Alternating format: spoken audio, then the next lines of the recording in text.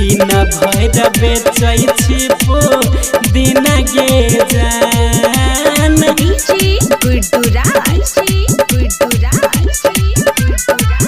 दिन भर बेचै छी दिन गे जान।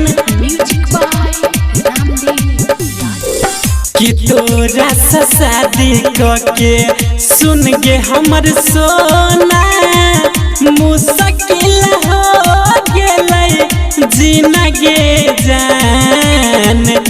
तोरा से शादी करके सुन गे हमर सोना मुश्किल हो गेलै जीना गे जान। तोरे कारण गे हमर पगली दिन भर बेचै छी दिन गे जान। तोरे कारण गे हमर पगली दिन भर बेचै छी दिन गे जान। तोहरे कारण गे हमर पगली।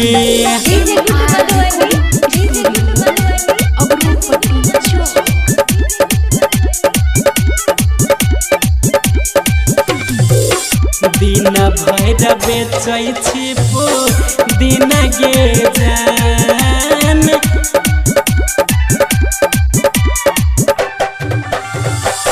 तोरे लागी जीबौ तोरे लागी मरबौ ठोक के कहै छियौ सीना गे जान। तोरे लागी जीबौ तोरे लागी मरबौ ठोक के कहै छियौ सीना गे जान। तोरे कारण गे हमर सोना तोरे कारण गे हमर सोना दिन भर बेचै छी दिन गे जान। तोरे कारण गे हमर सोना दिन भर बेचै छी दिन गे जान।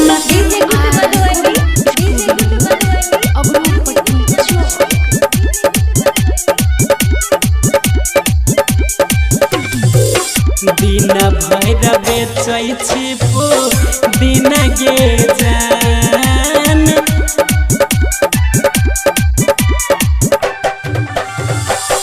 तोरे ला छोड़ली अपना माई बाबू के घर से भागल भेलै ढेर दिन गे जान।